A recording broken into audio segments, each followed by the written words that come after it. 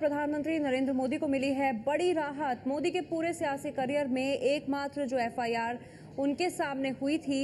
उसमें जांच एजेंसी ने आज फाइल की है क्लोजर रिपोर्ट। दरअसल 2014 लोकसभा चुनाव के तहत 30 अप्रैल को जब गुजरात सहित देश के कई हिस्सों में मतदान हो रहे थे तो मोदी ने बीजेपी का चुनाव चिन्ह कमल टीवी कैमरों के सामने लहराया था और मीडिया से मुखातिब हुए थे। ब्रिजेश कुमार सिंह का रुख करते हैं। ब्रिजेश, सूत्रों के हवाले से ये जानकारी मिल रही है कि क्लोजर रिपोर्ट में उन्हें क्लीन चिट दी गई है, क्या जानकारी आपके पास?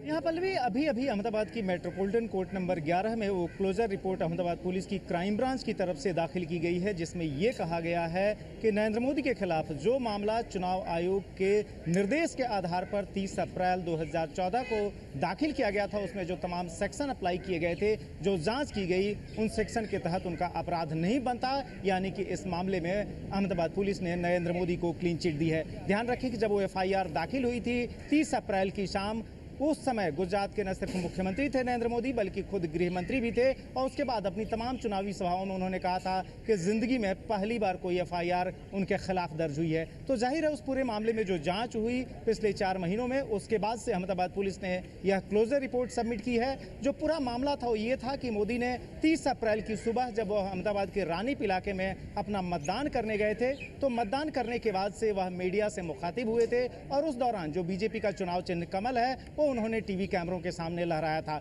इसके आधार पर चुनाव आयोग ने कार्रवाई करते हुए गुजरात सरकार को निर्देश दिया था कि मोदी के सामने जनप्रतिनिधित्व कानून की 2 धाराओं के साथ साथ जो 144 की निषेधाज्ञा होती है उसके तहत भी मामला दर्ज किया जाए। जाहिर है चूंकि चुनाव आयोग का निर्देश था उस वक्त, इसलिए गुजरात पुलिस ने यह मामला दर्ज किया। उसके बाद जो जांच हुई उसमें गुजरात पुलिस की तरफ से जो कहा गया है, जो सूत्रों के हवाले से जो जानकारी मिली है कि एक तो मोदी ने कोई सार्वजनिक सभा नहीं की थी, दूसरी उनकी जो प्रेस कॉन्फ्रेंस थी वह कोई ऑर्गेनाइज प्रेस कॉन्फ्रेंस नहीं थी, बल्कि वह जब वोट डालने के बाद बाहर निकले वो भी 100 मीटर से ज्यादा दूरी पर वह मीडिया से मुखातिब हुए थे। तो इस तरीके से जनप्रतिनिधित्व कानून के तहत जो सेक्शन उनके खिलाफ अप्लाई किए गए थे उस वक्त एफआईआर में, वह जो है जांच के बाद से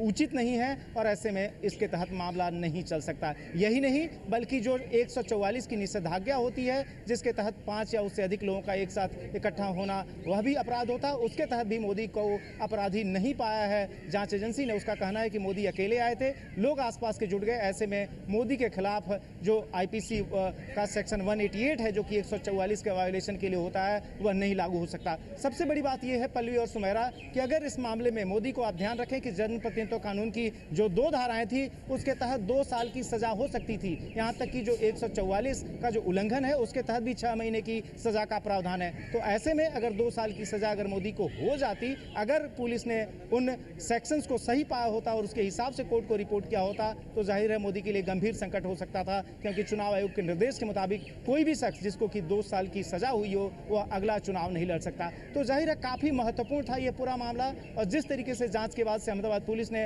अपनी रिपोर्ट दाखिल की है अहमदाबाद की मेट्रोपॉलिटन कोर्ट में, वह मोदी के लिए निश्चित तौर पर एक बहुत बड़ी राहत है, खासतौर पर उस मामले को लेकर जिसके बारे में खुद मोदी का यह कहना था कि जिंदगी में पहली एफआईआर उनके सामने हुई है। तो आज के दिन मोदी के लिए राहत की बड़ी खबर आई है अहमदाबाद से। जी हाँ ब्रजेश, और बड़ी राहत की खबर नरेंद्र मोदी के लिए इसलिए भी क्योंकि नरेंद्र मोदी ने खुद इसका जिक्र किया था कि उनके पूरे सियासी करियर में एक ही एफआईआर उनके खिलाफ दर्ज हुई है और वो ये है, और इस मामले में भी उन्हें राहत मिल गई है। अहमदाबाद पुलिस ने जो क्लोजर रिपोर्ट दाखिल की है उससे ये जानकारी मिल रही है कि राहत दी गई है, नरेंद्र मोदी को क्लीन चिट दी गई है, नरेंद्र मोदी को कोई मामला उनके खिलाफ नहीं बनता है। आपको बता दें कि ये पूरा मामला गुजरात में दर्ज हुआ था तब जबकि नरेंद्र मोदी गुजरात के मुख्यमंत्री थे।